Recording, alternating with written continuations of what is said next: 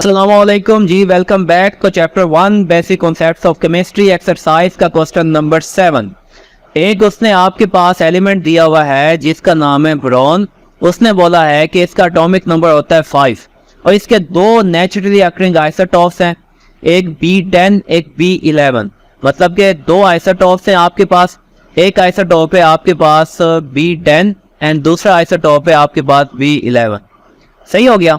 इसका atomic number दोनों का है 5। अब एमसीक्यू यहीं पे देख लो, दो के बोरॉन के कितने आइसोटॉप्स हैं नेचुरली अकरिंग, वो है आपके पास 2। उसने बोला है कि परसेंटेज अबंडेंस निकालो आप इन दोनों की। उसने एवरेज एटॉमिक मास भी आपको दे दिया, आइसोटॉपिक मास भी उसने आपको, आइसोटॉपिक मास का मतलब उसने रिलेटिव एटॉमिक मास आपको दे दिया। तो सिंपल यहाँ पे आओ सोल्यूशन पे, तो तीनों इन्फॉर्मेशन पहले लिख लो कि एवरेज एटॉमिक मास आपके पास जो बोरॉन का होता है वो 10.81 होता है। आइसोटॉपिक मास जो आपके पास होता है वो इसका उसने दिया हुआ 10.0129। इस बोरॉन 11 को उसने दिया हुआ 11.0093। आइसोटॉपिक मास समझ लो या रिलेटिव एटॉमिक मास समझ लो। अब हम जानते हैं कि एवरेज एटॉमिक मास इक्वल होता है कि रिलेटिव एवरेज एटॉमिक मास को उसके रिलेटिव अबंडेंस से मल्टीप्लाई किया जाता है। तो हम क्या करते हैं, रिलेटिव अबंडेंस को लेट कर लेते हैं कि let relative abundance of B10 is equal to x। ये हमने लेट कर लिया क्योंकि हमने फाइंड करनी थी रिलेटिव अबंडेंस इन दोनों की, तो हमने एक की लेट कर ली x। दूसरे की हमने कहा है कि अगर एक की आपके पास x है और टोटल आपके पास तादाद 100 है तो दूसरे की कितनी हो जाएगी, वो 100 माइनस x हो जाएगी। ये भी हमने लेट कर दिया। फर्स्ट वाले को हमने लेट किया x, दूसरे को हमने लेट किया 100 माइनस x, क्योंकि एक चीज आपके पास मौजूद है 100, टोटल एक चीज आपके पास 100 की तादाद में मौजूद है। 100 में से मैं आपको बोलूं कि आपके पास टोटल जो है ना सेब और केले, मतलब कि एप्पल एंड बनाना मिला के आपके पास टोटल है जो है ना वो 100 है। अब उस 100 में से आपके पास 25 जो है ना एप्पल्स हैं, तो मुझे आप लोगों ने ये बताना है कि आपके पास बनानास कितने होंगे।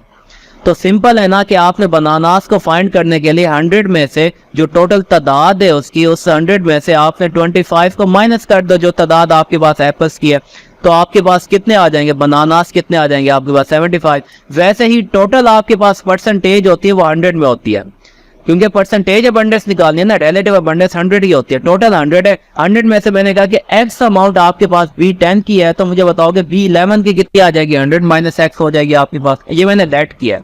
तो फॉर्मूला लगाते हैं। फॉर्मूले के मुताबिक आपके पास आइसोटॉपिक मास जो है ना B10 का उसने दिया था 10.0129। इसकी रिलेटिव अबंडेंस जो हमने लेट की थी वो थी x।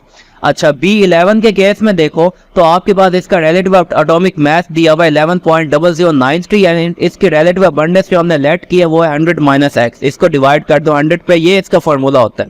अब average atomic mass of boron उसने हमें दिया हुआ है, ये हमें दिया हुआ है 10.81 उसने निकाल के दिया हुआ है। उसकी वैल्यू यहाँ पे लिखो, इसको x से मल्टीप्लाई किया तो 10.0129 x आ गया।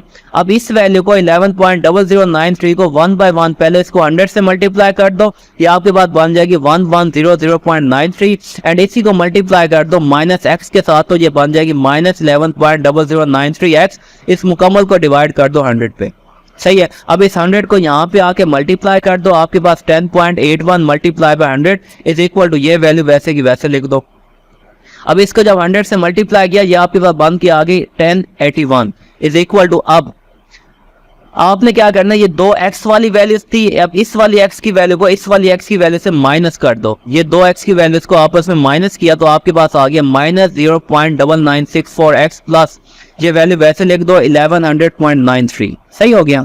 अब जो x वाली वैल्यू उसको एक साइड पे प्लेस कर दो, जो x वाली नहीं है उसको एक साइड पे लेके चले जाओ। तो 1081 एंड ये इसके साथ x नहीं था तो इसको इस साइड पे लेके हम आ गए, तो 1081 minus 1100.93 is equal to minus 0.9964x हो गया। अब जब इसको माइनस किया तो आपके पास आंसर आ गया माइनस 19.93 एंड ये आपके पास था माइनस 0.9964x हो गया। अब ये माइनस का साइन इस माइनस के साइन से क्या हो जाएगा, कैंसिल हो जाएगा आपके पास। जैसे कैंसिल हो गया तो आपके पास माइनस माइनस कैंसिल हो गया, तो ये आ गई। अब आपने x को फाइंड करना है तो इस वैल्यू को आके इस पे डिवाइड कर दो, 19.93 को 0.9964 पे आके डिवाइड कर दो, तो आपके पास जो x की परसेंटेज निकल के आती है वो आती है 20%।